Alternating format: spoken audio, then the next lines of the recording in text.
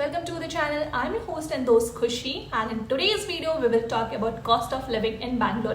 Yes, अगर आप software engineer हो या फिर आप किसी भी प्रोफेशन से बिलोंग करते हो, आपकी नई जॉब लगी है बैंगलोर में या फिर आप स्विच हो रहे हो बैंगलोर या फिर आप जो है बैंगलोर में जॉब करना चाहते हो एंड या फिर बैंगलोर रहना चाहते हो, then this video is for you. So मैं आपको आज की वीडियो में बताऊंगी कि मेरा टोटल महीने का कुल कितना खर्च आता है और अगर आप भी बैंगलोर शिफ्ट होते हो तो यहाँ पर टोटल कॉस्ट ऑफ लिविंग आपका कितना रहेगा.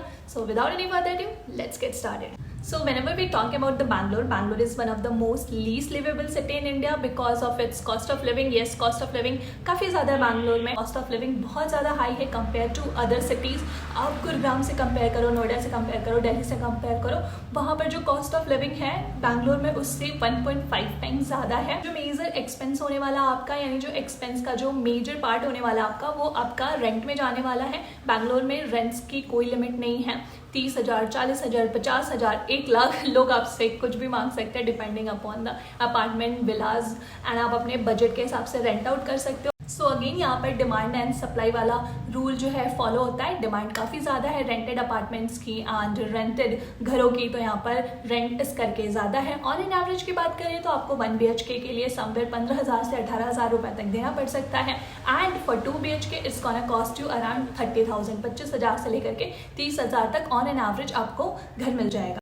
So in my case, I am paying 15,000 for one room for 1 BHK. So if 2 people are living, अगर 2 लोग रह रहे हैं और एक 2 BHK लेते हैं तो उनका जो है पर्टिकुलर एक पर्सन के लिए 15,000 रुपये पड़ेगा. अगर मैं कंसिडर करती हूँ कि 30,000 रुपये टोटल कॉस्ट है including the rent and the maintenance. So when you rent a home या फिर when you rent a apartment, सिर्फ आपको रेंट ही नहीं देना होता है, ऑब्वियसली आपको कुछ सिक्योरिटी डिपॉजिट भी देना होता है. जब मैं नोएडा और दिल्ली में थी तो वहाँ पर ये 2 मंथ्स का था, but in Bangalore it's 5 to 6 months. so 5 से 6 महीने का किराया आपको जो है एडवांस में एज अ सिक्योरिटी डिपॉजिट करना पड़ेगा. For 1 BHK it's approx 60,000 and 2 BHK के लिए 1.5 lakh 1.2 lakh depending upon your rent ये डिपॉजिट होता है बैंगलोर में. सो आपको सिर्फ फ्रेंड्स का ही नहीं सोचना पड़ेगा, आपको सिक्योरिटी डिपॉजिट के बारे में भी ध्यान रखना पड़ेगा. सो ये तो हो गया रेंट की बात एंड सिक्योरिटी की बात. जब आप रह रहे हो तो आपके फूड के, ग्रोसरीज के भी खर्चे आएंगे.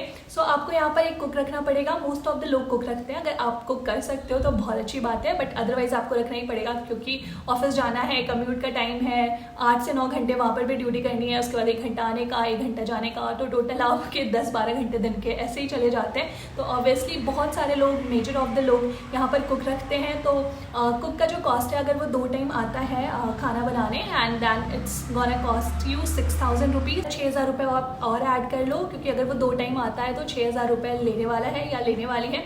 सो 6,000 रुपये में आप अगर 2 लोग हो तो 3,000 डिवाइड कर सकते हो. तो चलो 3,000 इसका मान लेते हैं हम. अब उसके बाद जो है ग्रोसरीज भी चाहिए, है ना. आजकल महंगाई बहुत ज़्यादा है, राइट. सो ग्रोसरीज का खर्चा भी कुछ कम नहीं है. पनीर लेंगे?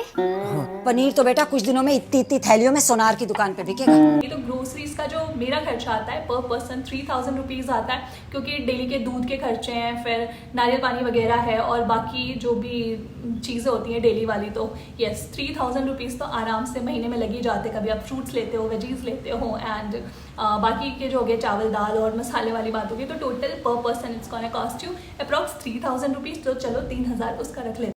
सो हाँ, यहाँ पर कुक्स की संडेज़ को छुट्टी होती है तो संडे को आपका कुक नहीं आएगा, तो संडे को डेफिनेटली आपको बाहर से खाना पड़ेगा. तो अगर आप एक टाइम भी जोमेटो और स्विगी करते हो तो आपका 200 आराम से लग जाता है एक आदमी के लिए. 200 रुपये से नीचे तो आजकल जोमेटो और स्विगी से कुछ नहीं आता.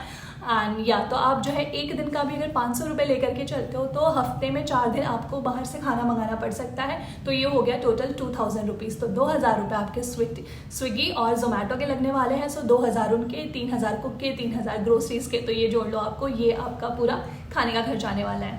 और हाँ, खाने की अगर बात करें तो आपको शाम का रिफ्रेशमेंट भी चाहिए होगा. अगर ऑफिस जा रहे हो तो चाय कॉफ़ी या मैगी कुछ तो लोगे, तो शाम के रिफ्रेशमेंट के लिए भी हम 1,000 रुपये रख लेते हैं. नाउ अगेन आपको मेड भी रखनी पड़ेगी जस्ट फॉर द क्लीनिंग. और तो क्लीनिंग के लिए जो मेड है वो 3,000 रुपये लेती है. तो अगर 2 लोग हो तो 1,500 रुपये पर हेड हो गया वो. सो मेड का खर्चा 1,500. अगर आप ऑफिस जाते हो, अगर आपको ऑफिस से कैब है या फिर आपको ऑफिस से ट्रांसपोर्टेशन मिली हुई है then well and good. Otherwise आपको रोज ऑफिस जाने के लिए भी कुछ ना कुछ कम्यूट के चार्जेस भी लगेंगे. ओलाज एंड ऑटोज बहुत ज़्यादा है बैंगलोर में. यहाँ पे शेयर्ड ऑटोज नहीं चलते हैं, शेयर्ड कैब भी नहीं चलते हैं. एंड जल्दी आसानी से मिलते भी नहीं है। अगर बारिश होगी या फिर ज़्यादा ट्रैफिक हो गया, फिर सर्च चार्जेस तो पूछो ही मत, जो 100 रुपये में बुक होता है वो 200 रुपये में बुक होगा।